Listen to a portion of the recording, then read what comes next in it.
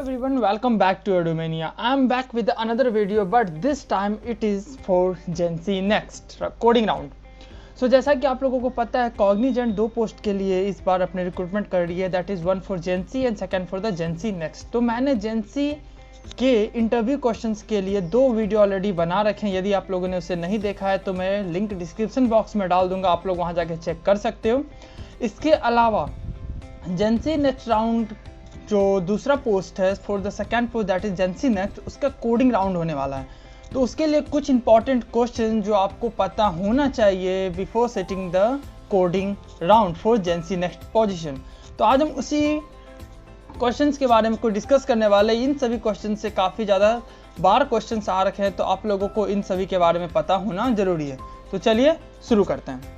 तो कुछ क्वेश्चंस इसमें काउंट वेरिएबल वोवेल और कॉन्सोनेंट इन अ स्ट्रिंग के आएंगे. मीन्स आप लोगों को एक स्ट्रिंग दे दिया जाएगा, उसमें आप लोगों को काउंट करना है कि इसमें कितने वेरिएबल हैं, इसमें कितने वोवेल हैं और कितने कॉन्सोनेंट हैं. तो इनसे रिगार्डिंग आपके क्वेश्चंस आ सकते हैं. Second question, transpose of A matrix.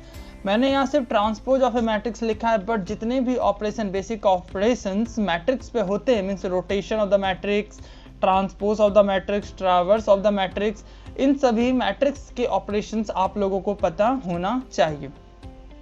तीसरा मैंने लिखा है यहाँ पे C program for factorial, prime number, Armstrong number, palindrome number. तो ये जरूरी नहीं है कि आप सी प्रोग्राम में ही लिखो, आप जिस भी लैंग्वेज में कंफर्टेबल हो उसमें, लेकिन आप लोगों को इन सभी के बारे में, इनका एल्गोरिदम, इनके प्रोग्राम आप लोगों को पता होना चाहिए.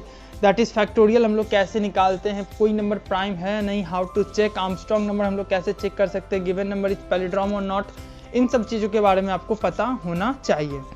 इसके अलावा rate in image very popular question है, तो इससे भी आप लोगों के क्वेश्चंस बन सकते हैं. ये काफ़ी पॉपुलर और काफ़ी इसमें एक अच्छा सा कॉन्सेप्ट ये होता है, दैट इज़ बैक ट्रैकिंग. तो उसके रिगार्डिंग इससे क्वेश्चंस हो सकते हैं, इसकी काफ़ी ज़्यादा पॉसिबिलिटी है. After that you must know how to rotate a array that is in clockwise और anti clockwise, but you must know how to rotate a array. तो एरे को कैसे रोटेट करना है, चाहे वो एंटी क्लॉकवाइज हो, क्लॉकवाइज हो, 2 यूनिट से शिफ्ट करना हो, 3 यूनिट से शिफ्ट करना हो, चाहे वो एरे का लेंथ कुछ भी हो, उसके शिफ्टिंग के कितने भी लेंथ दिए हुए हों, चाहे वो राइट शिफ्ट करना हो, लेफ्ट शिफ्ट करना, तो ये आप लोगों को पता होना चाहिए. इसके अलावा स्ट्रिंग अकरेंस. स्ट्रिंग अकरेंस कहने का मतलब, जैसे मैंने पहले ही बताया कि किसी एक स्ट्रिंग में कितने वोवेल हैं, कितने कॉन्सोनेंट हैं, उस तरह से इसमें कई तरह के क्वेश्चन बन सकते हैं कि दिए गए नंबर में कितने स्पेशल कैरेक्टर है, कितने कैपिटल कैरेक्टर है, कितने स्मॉल कैरेक्टर है. तो इन सभी चीज़ के बारे में आप लोगों को पता होना चाहिए.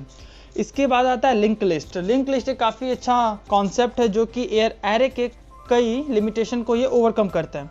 तो आप लोगों को पता होना चाहिए कि लिंक लिस्ट को सबसे इंपॉर्टेंट रिवर्स कैसे करते हैं, किसी एक एलिमेंट को हम लोग ऐड कैसे करते हैं किसी एक स्पेसिफिक पोजिशंस पे. तो लिंक लिस्ट से रिलेटेड जो भी बेसिक प्रोग्राम होते हैं, ऑपरेशंस होते हैं, you must know about that. उसके बाद आता है LRU कैचे. ये थोड़ा आगे का कॉन्सेप्ट है, बट इसके बारे में भी आप लोगों को बेसिक प्रोग्राम आना चाहिए, LRU कैचे के बारे में. इसके अलावा CPU का एक एल्गोरिदम होता है जिसे हम लोग राउंड रॉबिन कहते हैं. तो इसके प्रोग्राम के बारे में भी आप लोगों को अच्छे से पता होना चाहिए. इसके अलावा आता है पैटर्न में भी, नंबर पैटर्न या फिर स्टार पैटर्न आप लोगों को बनाने दे दिया जाएगा, तो वो सिंपल नहीं होगा, कुछ ना कुछ उसमें डिफिकल्टी होगी. तो zigzag pattern and pyramid, at least ये दोनों तो आप लोगों को आना ही चाहिए. इसके अलावा भी यदि आप लोगों को आता है तो इट्स ग्रेट पॉइंट, बट आप लोगों को एटलीस्ट इतना तो आना ही चाहिए. इसके अलावा एक बहुत इंपॉर्टेंट टॉपिक होता है पैरेंथेसिस बैलेंस्ड का, जो हम लोग स्टैक की मदद से करते हैं. तो आप लोगों को कैसे किसी दिए गए एक्सप्रेशन में पैरेंथेसिस बैलेंस है या नहीं है, इसके बारे में भी आप लोगों को पता होना चाहिए. इसके अलावा you will get most of the questions on the string. जैसे कि अभी मैंने बताया, स्ट्रिंग पे कई सारे क्वेश्चन, तो और भी जो भी बेसिक ऑपरेशंस हो सकते हैं स्ट्रिंग पे, या जैसे स्ट्रिंग रिवर्स कैसे करना है, स्ट्रिंग रिवर्स कैसे करें, स्ट्रिंग पैलिड्रोम है या नहीं, तो इन सभी चीज़ों के बारे में आप लोगों को पता होना चाहिए. इसके अलावा फिबोनाची सीरीज से भी क्वेश्चंस आ सकते हैं, बट उसकी पॉसिबिलिटी कम है, इसलिए मैंने यहाँ लिखा नहीं है. और कुछ क्वेश्चंस एरे पे होंगे कि एरे को हम लोग रिवर्स कैसे कर सकते हैं, किसी एक एलिमेंट को हम लोग एरे में ऐड कैसे करेंगे, डिलीट कैसे करेंगे, ट्रैवर्स कैसे करेंगे. तो इन सभी चीज़ों के बारे में आपको पता होना चाहिए. तो एटलीस्ट इन 14 क्वेश्चंस के अंडर जितने भी क्वेश्चंस बन सकते हैं उन सभी चीज़ के बारे में आप लोगों को पता होना चाहिए। एटलीस्ट इतने कॉन्सेप्ट तो आप लोगों के क्लियर होने चाहिए for Jency next coding round के लिए।